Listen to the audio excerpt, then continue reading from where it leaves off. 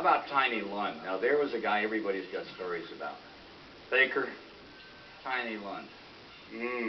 Right here in this very town. You guys remember when we had the cheetah as the mascot for the Charlotte Motor Speedway?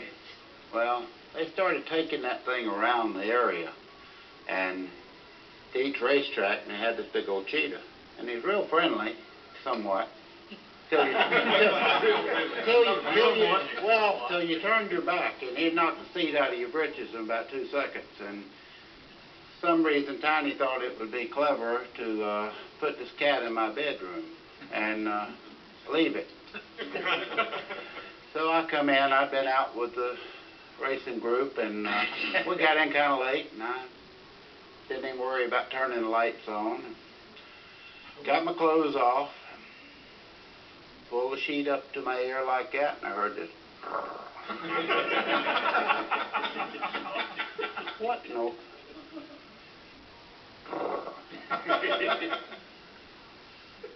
So I just clicked the light on, and this cat was directly in my face. Well, with that, I removed the door to the hallway on my hands and knees. I never even stood up. I just run head on into the door, crashed my head in, got the door.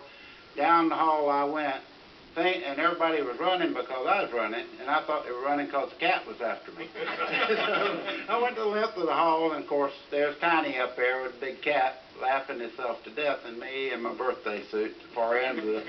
That was embarrassing enough, just that, but putting that cat in my room in the middle of the night like that was Tiny Lund special. You know something about it. Does anybody remember an alligator story? Oh, wait up. Oh, I can tell an alligator story. Buddy and I were at Santee Cooper. Tiny owned a fish camp down on Santee Cooper Reservoir. Buddy and I had gone down there to fish with him one August, fish for schooling stripers. And there's a little canal led out from Tiny's camp out to the main body of water, which is Lake Moultrie. And we were going motoring out real easily, real slowly to the big lake. And Buddy looked around and said, my goodness, there's an alligator there on the bank. I said, I didn't know there were alligators at Santee Cooper. There was a little alligator about 2 feet long, 2 or 3 feet long. And Tiny knew immediately he had something going with Baker, who is afraid of any creature that doesn't have any shoulders. So Tiny said, Buddy, there are man-eaters in Santee Cooper. And Buddy shuddered, you know, he got cold chills. We went on out there, and we'd had a few beverages that was so hot and everything. So the day wore on, waiting for the fish to hit.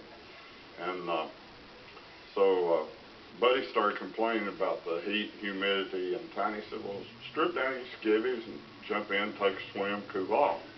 Well, Buddy apparently had forgotten about the alligator, the man-eating alligator in Lake Moultrie, which was a lie, of course.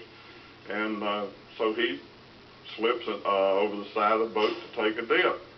Well, I turned around to say to Tiny, I can't believe he got in that water, and Tiny was gone. He wasn't there. So Buddy comes up, shakes his head, man, this is refreshing. Under he goes. He comes back up, throw me a line. Under he goes.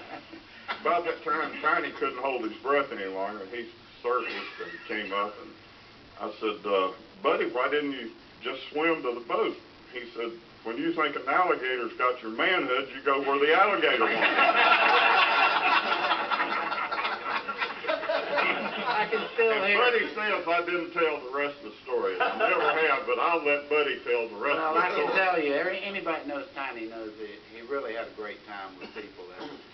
As he grabbed me where you're not supposed to grab people, the first thing was not on alligators. I thought one had me, but I was really concerned about everything else. Under all this, I'm trying to keep up with whatever has me, and I hear this.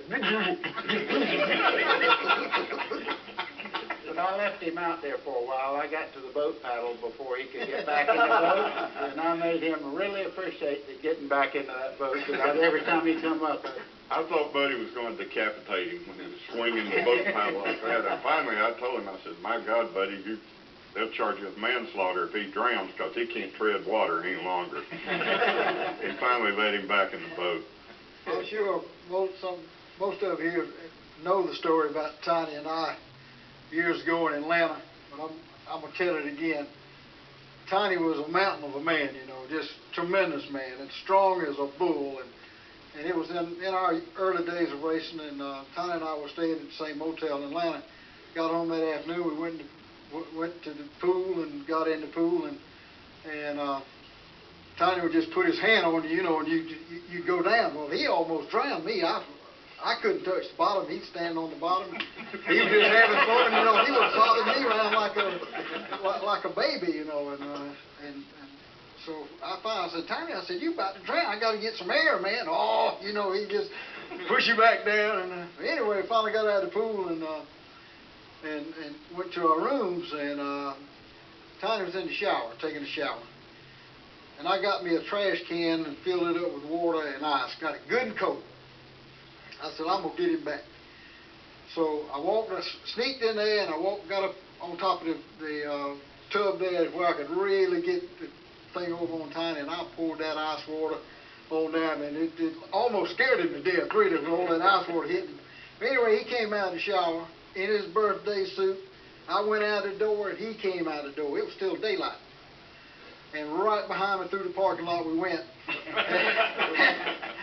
And I ran to the car, and the deck lid was up. I turned around that car, and there was a little old lady there, must have been 80 years old, about 4 feet and a half tall.